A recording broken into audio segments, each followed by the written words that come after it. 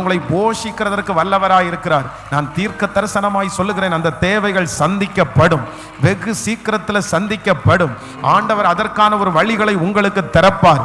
உங்களுக்கு முன்பாக இருக்கிற கட்டுகள் உடைக்கப்பட்டு அதை ரொம்ப லெகுவாய் அந்த காரியத்தை செய்து முடிக்கிறதற்கு ஆண்டவர் ஒரு நன்மையை கர்த்தர் கிருபையாய் தருகிறவர். ஹல்லேலூயா, ஆமென். ஆண்டவரை போல நல்லவர் ஒருவரும் இல்லை. ஸோ ஒரு ஊழியக்காரர் எப்போவுமே அவர் நான் தெரிஞ்ச வரைக்கும் அவர் யாரிடத்துலையுமே எந்த உதவியும் அவர் கேட்டதே இல்லை.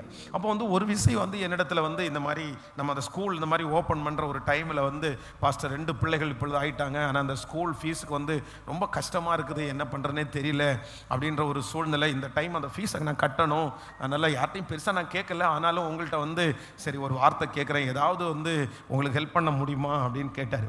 அப்போ நானும் அந்த டைமில் நான் இருக்கிற சிச்சுவேஷன் ரொம்ப கஷ்டமானதாக இருந்துச்சு. சரி, நான் ஒரு சின்ன ஹெல்ப் கண்டிப்பாக நான் பண்ணுறேன் அப்படின்னு சொன்ன உடனே எனக்கு டக்குன்னு ஒரு ஞாபகம் வந்துருச்சு. நான் இடையில பஸ்ஸில் அந்த டைம் பஸ்ஸில் ட்ராவல் பண்ணிட்டு இருக்கும்போது ஒரு பிரதரை சந்திக்கிறேன். அப்போ அந்த பிரதர் என்ன சொல்கிறார் அப்படின்னு சொன்னால், பாஸ்டர் யாராவது உங்களுக்கு தெரிஞ்சவங்க யாராவது குழந்தைங்க அம்மா அப்பா இறந்த குழந்தைங்க, அந்த மாதிரி படிக்க முடியாமல் அம்மா அப்பா இறந்து ஏதாவது குழந்தைங்க இருந்தால் சொல்லுங்கள், ஒரு குழந்தைக்கு ஆஃப் ஃபீஸ் வேணா நான் கட்டிடுறேன் அப்படின்றது மாதிரி அப்போ சொல்லியிருந்தார்.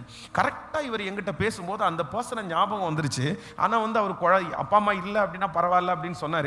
சரி, என்னாலும் இவருக்காக ஒரு வார்த்தை கேட்டுக்கலான்னு சொல்லி அவருக்கு ஃபோன் பண்ணி, இந்த மாதிரி ஒரு பாஸ்டர் இருக்கிறாங்க, அவங்களுக்கு கொஞ்சம் ஹெல்ப் தேவைப்படுது போல், நீங்கள் ஏதாவது ஐடியாவில் இருந்தீங்கன்னா வேணா அவங்களுக்கு அந்த ஹெல்ப் பண்ணலாம் அப்படின்னு சொன்ன உடனே அவர் சொன்னார், பாஸ்டர் இல்லை எனக்கு கொடுங்க, அவங்களுடைய நம்பர் கொடுங்க, நான் பேசுகிறேன் அப்படின்னு சொல்லிட்டு வாங்கி, ஒரு ஆச்சரியமான விஷயம் என்ன அப்படின்னு சொன்னால், 5 வருஷத்திற்கு தேவையான ஃபீஸை நானே கட்டிடுறேன், உங்கள் பிள்ளைகளுக்கு ஒரு 5 இயர்ஸ் நான் உங்களுக்கு கட்டிடுறேன், நீங்கள் ஒன்றுமே இது பண்ண வேண்டாம் அப்படின்னு சொல்லிட்டு அந்த ஊழியக்காரர் அவ்வளோ சந்தோஷப்பட்டார். அப்போ நான் என்ன நம்புறேன்னா, அந்த தேவைகளை கர்த்தர் சந்திப்பதற்கு ஒரு மனுஷனை கர்த்தர் எழுப்புகிறதற்கு வல்லவராக இருக்கிறார்.